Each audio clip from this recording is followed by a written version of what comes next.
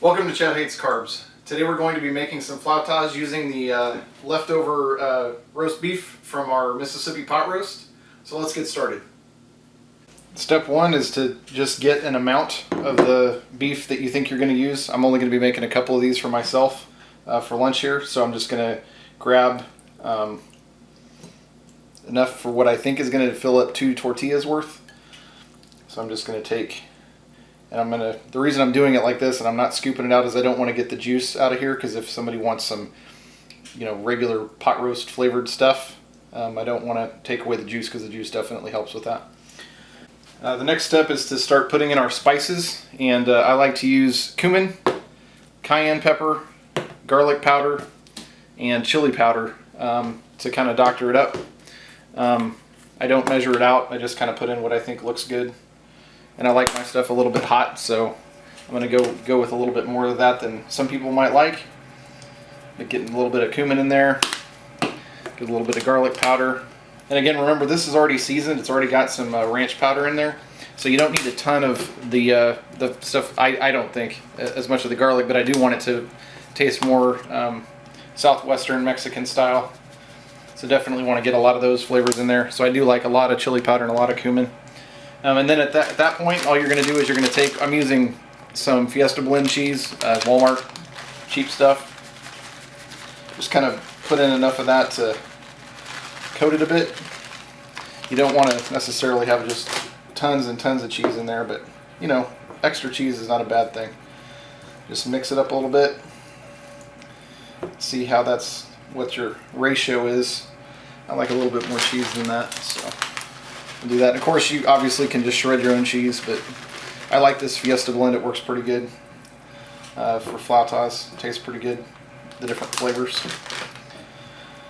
So once you've got that, then what you're going to do is you're going to take some tortillas. I'm using, I've got Mama Lupe's low carb as well as Mission low carb.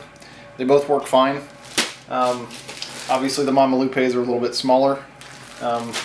And I want to say, yeah, there's 7 grams of carbs, 4 grams net, 4 grams of fiber, so 3 grams net per on the Lupe's. And these are 32 grams of carbs with 26 grams of dietary fiber. So there's 6 grams per one of these. So they're definitely not, there are carbs in there, obviously, but they're not bad. And they're inexpensive in terms of time, which to me sometimes, when I'm working contracts, time can be a pretty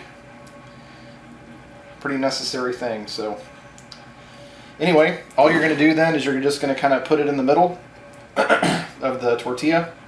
You're going to roll it. Going to kind of tuck it in there pretty tight. You're just going to roll it like that. Kind of want to push it in the ends. Then you're going to take a toothpick, run the toothpick through if you can get it to stick, there we go. Run a toothpick through both sides, and then I like to push it in on the ends. If you do not push in the ends, and this is, my wife normally doesn't push in the ends, but the problem I have with that is that it everything starts to fly out the end and your oil gets dirty really fast, and I can't stand that. So I like to fold in the ends just for a little bit of extra protection for the filling. Couldn't think of the word. Shove a little bit more down in there. Alright, so we just fold that guy up, and then all you're going to do is you're going to stick it in some hot oil. It should be noted that you do not cook oil on high. Put oil on high. So the oil here is it's on 4, so it's not super high. And all you're going to do is you're going to lower it in carefully. You don't want to splash it, and you're going to let it cook. And you're going to see that it doesn't actually take very long to cook these. Of course, I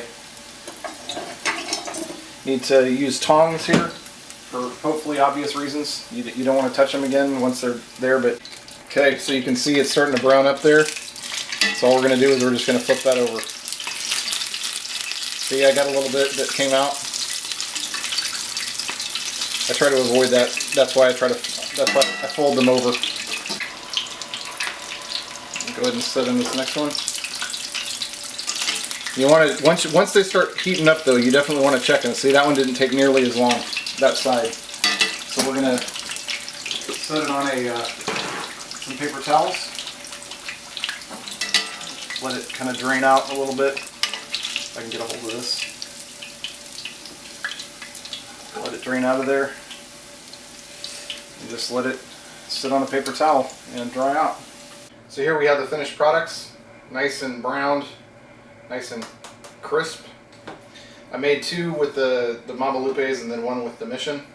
And this one I made it into a monster. It's a little large, but yeah.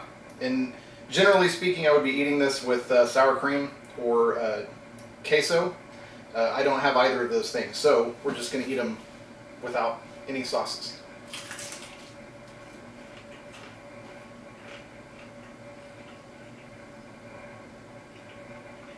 That's good stuff.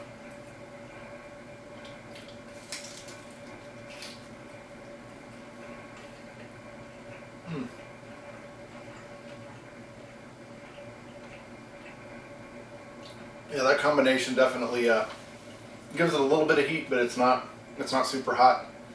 If you can't stand any spice at all, I would recommend not using any cayenne. Just go with the cumin, a little bit of garlic, and that should be enough to change the flavor from standard pot roast to more of a Mexican style. And obviously, sour cream changes it. If you have guacamole, guacamole is really good with these. But yeah, that's the flauta. Super easy. The only downside, or the thing that kind of stinks, is having to have the oil.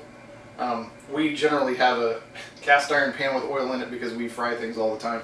So you probably see that in a lot of other videos. But at any rate, thanks for watching. Please like and subscribe. I'll see you next time. Have a good day.